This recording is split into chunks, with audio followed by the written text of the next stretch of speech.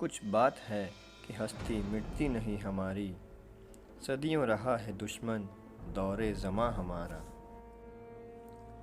Ertugrul Ghazi मज़े की कोई दास्तान या कोई किस्सा नहीं है, बल्कि मुसलमानों के इतिहास का एक बेहतरीन नमूना है। अर्तुगरुल गाज़ी उस दौर की कहानी है जब मुसलमानों का तख्त इस ज़मीन की बजाय सातवें आसमान पर हुआ करता था।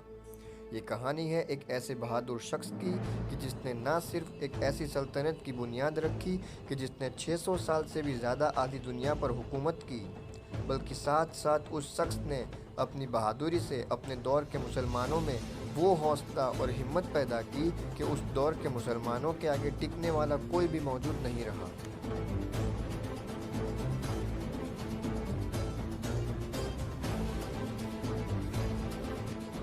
आखिर कौन था ये शख्स अर्तुगरुल कि जिसके लिए ये पूरी दुनिया इतनी पागल हो गई है, कि जिसका नाम सुनकर आज भी अमेरिका और इजराइल जैसे मुल्क आज भी थर थर कांप रहे हैं। अर्तुगरुल गाज़ी से मुसलमानों के दुश्मन को कितना डर लग रहा है, इस बात का अंदाज़ा सिर्फ इस बात से लगाया जा सकता है कि ये सीरियल आज भी 20 से 25 मुल्कों में बैन कर दी गई है, लेकिन तमाम दुश्मनान इस्लाम की हर कोशिशों के बावजूद दुनिया भर के लोगों से इसका नशा उतरने का नाम ही नहीं ले रहा है। लेकिन आज पूरी दुनिया में 160 से भी ज़्यादा मुल्क ऐसे हैं जहां इसे शौक़ से देखा जा रहा है, और आपको बता दें कि इसने देखने के मामले में वर्ल्ड रिकॉर्ड कायम कर लिया है। तो आइए आखिर जानते हैं कि ये शख्स अर्तुगरुल गाज़ी कौन था, आज पूरी दुनिया इस नाम के पीछे इतनी पागल है। दरअसल ये कहानी शुरू होती है 13वीं सदी से, जब चंगेज़ खान की मंगोल सेना पूरी दुनिया में लूट मार करती हुई मुसलमानों और यूरोप के भी कई देशों पर फतह हासिल कर रही थी। उस वक्त की ये कहानी थी। मंगोल ऐसे वहशी दरिंदे थे जो जहाँ भी जाते खून की नदियाँ बहा दिया करते थे। ना बच्चों पर रहम करते थे, ना औरतों पर, और ना ही बूढ़ों का लिहाज करते थे। हर जगह तबाही फैलाना ही इन मंगोलों का मकसद हुआ करता था। जब ये मंगोल ख्वारिजीन के इलाके में पहुँचे तो यहाँ एक कबीला हुआ करता था जो इस इलाके को छोड़कर डर के मारे वहाँ से भाग गया। उस कबीले का नाम था क़ाई कबीला। इस कबीले का सरदार था सुलेमान शाह। सुलेमान शाह के 4 बेटे थे, जिसमें से तीसरे नंबर का बेटा था अर्तुगरुल गाज़ी, और यही वो बहादुर बेटा है कि जिसके ऊपर ये ड्रामा यानी ये सीरियल को बनाया गया है। ये वो जांबाज हस्ती है कि जिसके किरदार को इसमें दिखाया गया है।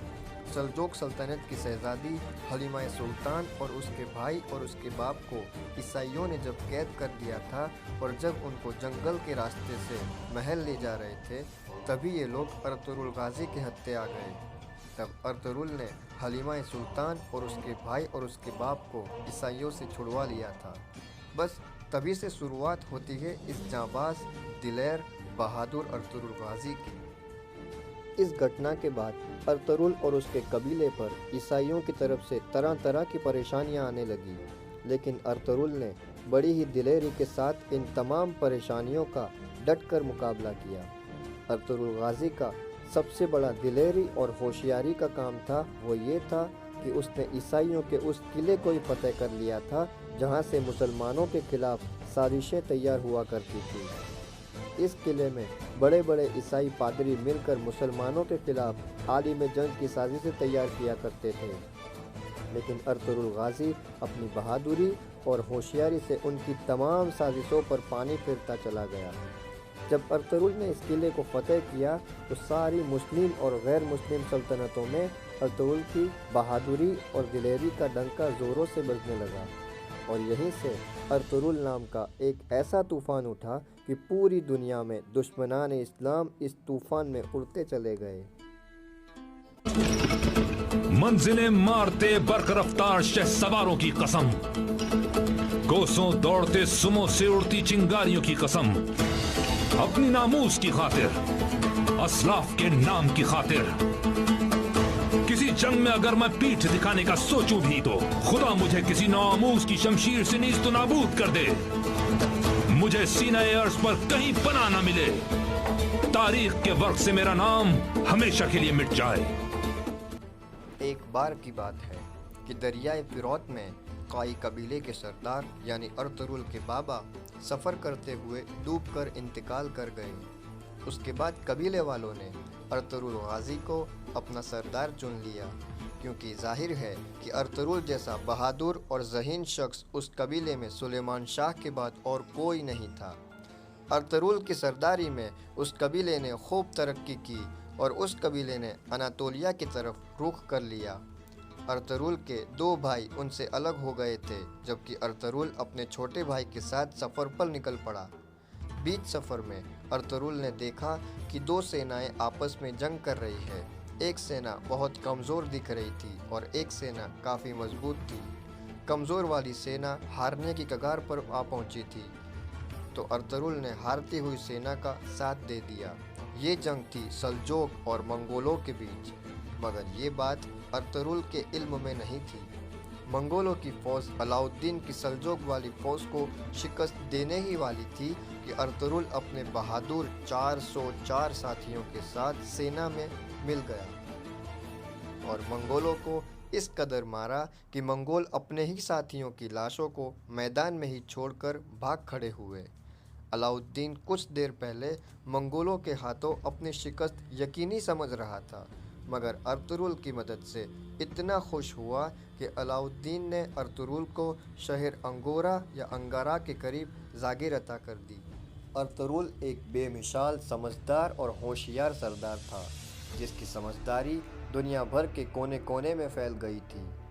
दुश्मनान इस्लाम इसकी जहानत और इसकी बहादुरी को देखकर हर वक्त परेशान रहा करते थे। मुसलमानों की सल्जोक की सल्तनत उस वक्त बहुत कमज़ोर हो चुकी थी।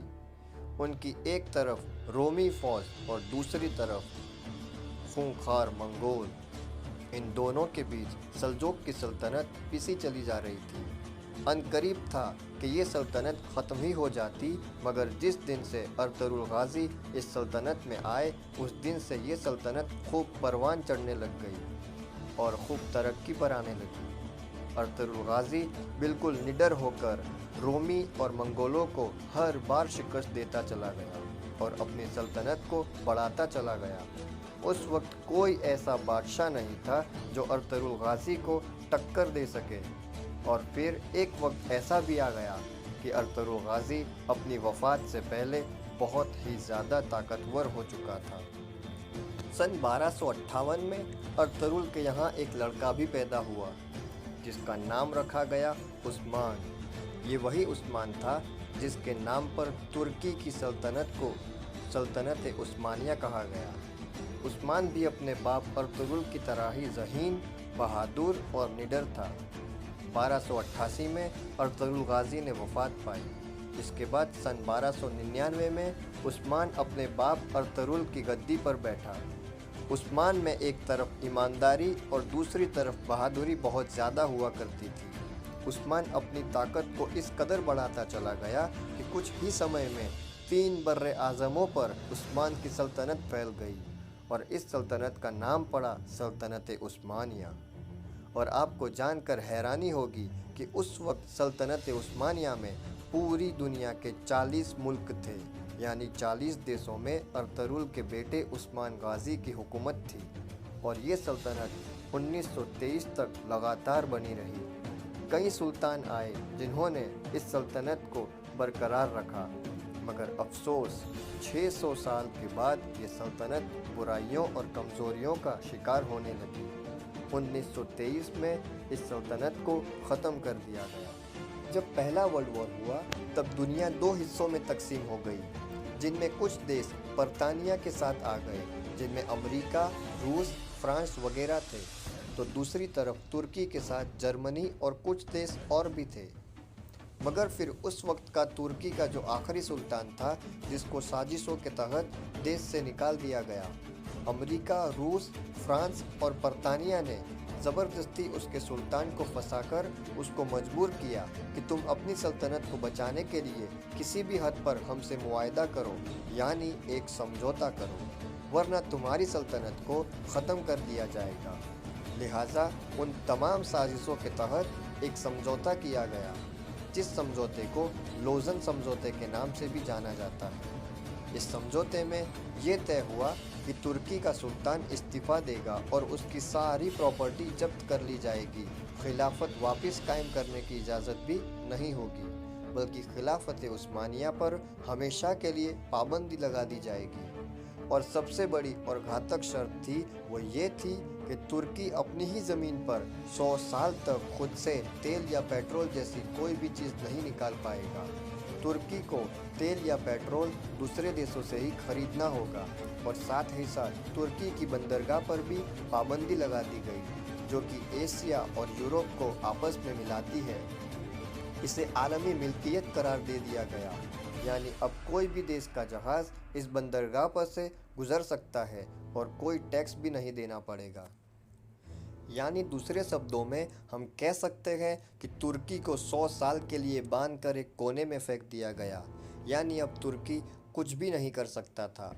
अमेरिका ने अपने ग़ुलाम मुस्तफ़ा कमाल अतातुर्क, जो कि एक मुस्लिम गद्दार शख्स था, उसको तुर्की का बादशाह बना दिया, जिसने तुर्की को एक सेक्युलर देश घोषित किया, जिसकी वजह से हर तरफ बेहयाई और शराब नशी आम होने लगी। लेकिन अब 2023 में ये समझौता ख़त्म होने वाला है, और जब ये समझौता ख़त्म होगा तब तुर्की पहले जैसा बिल्कुल भी नहीं रहेगा। तुर्की एक ऐसा देश बन जाएगा जो अमेरिका और रशिया जैसे देशों को भी आंखों में आंखें डालकर मुंह तोड़ जवाब दे सकेगा। अल्लाह ने तुर्की को रजब तैयब अर्दोगान जैसा मुस्लिम उम्मत का दर्द रखने वाला एक लीडर दिया है, जिसने अपनी समझदारी और अपनी ईमानदारी के चलते एक बार फिर सेक्युलर तुर्की को इस्लामी तुर्की में तब्दील करने की पूरी तैयारी कर ली है। तो ये था दोस्तों अर्तुगरुल गाज़ी और तुर्की का 13वीं सदी से आज तक का पूरा इतिहास।